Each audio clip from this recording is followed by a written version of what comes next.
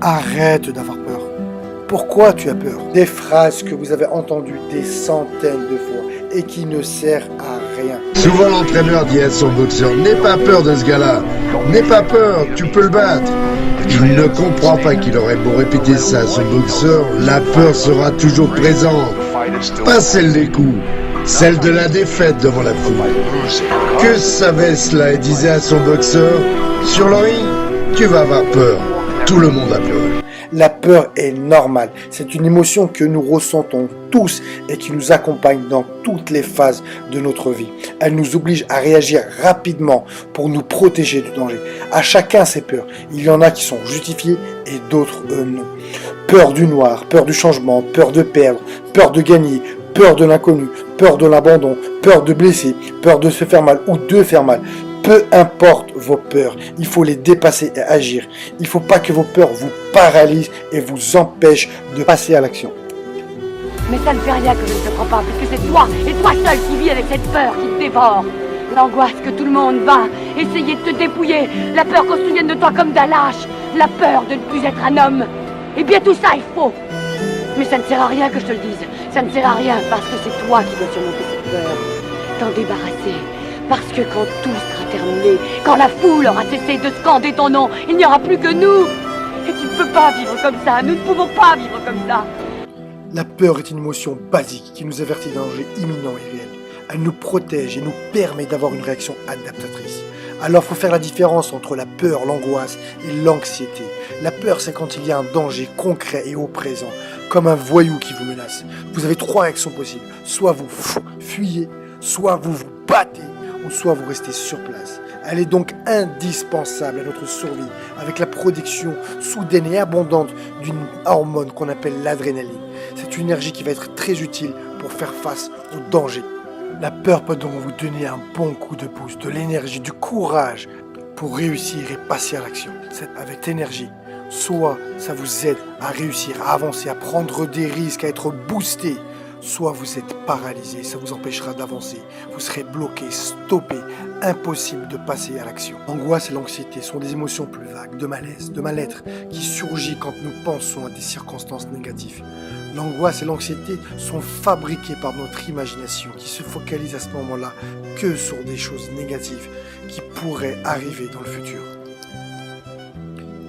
Maintenant, à chaque situation ou événement à surmonter, identifiez si c'est de la peur, de l'angoisse ou de l'anxiété. Si nous sommes libérés de notre propre peur, notre présence suffit alors à libérer les autres. Une fois que vous avez identifié et repéré qu'il n'y a pas de danger imminent et que dans tous les cas, c'est votre imagination qui amplifie cette émotion négative. Et peu importe ce qui cause cet état, vous serez obligé de l'affronter, d'affronter cette situation, cet événement. Alors relativisez et concentrez-vous sur les solutions pour y faire face.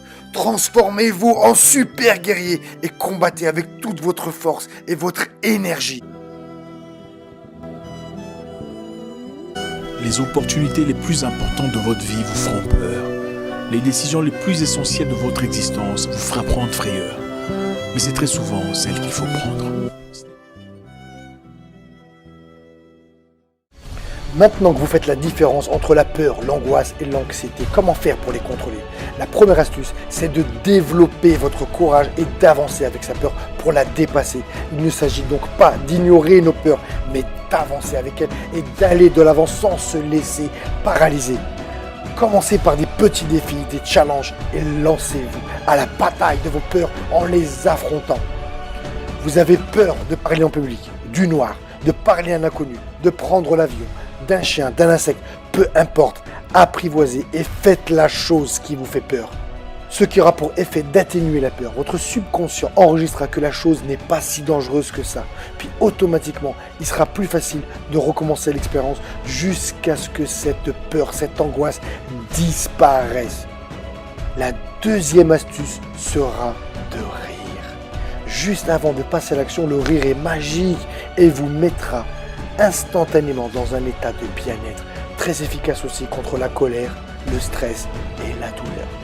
La troisième astuce, c'est de chasser nos pensées négatives et de se focaliser uniquement sur les solutions et les points positifs. Quatrième astuce, la visualisation et l'imagerie mentale. Ce sont des techniques qui visent à voir son futur positivement. Et comme le subconscient ne fait pas la différence entre l'imaginaire et le réel, cela va permettre d'atténuer la peur et le stress. Cette technique est beaucoup utilisée chez les sportifs de haut niveau et de nombreux champions l'utilisent. Qu'est-ce qui pourrait se passer de pire si vous le faites ? Pensez à tout ce que vous privez, les chances et opportunités à ne pas le faire, à ne pas tenter, à ne pas essayer. Vaut mieux vivre avec des remords que des regrets. N'ayez plus l'angoisse de l'échec. Ne voyez plus l'échec comme une fatalité, mais comme un apprentissage qui mène à la réussite. Tous les plus grands champions, hommes d'affaires et scientifiques ont connu de nombreux échecs avant de connaître le succès. Redevenez l'enfant courageux que vous étiez lorsque vous appreniez à marcher. Vous aviez une capacité incroyable à vous relever après chaque chute, un courage à toujours essayer malgré les nombreuses tentatives qui ont échoué. Pourquoi ce courageux et merveilleux enfant que vous étiez avait réussi à marcher après plus de 1000 chutes?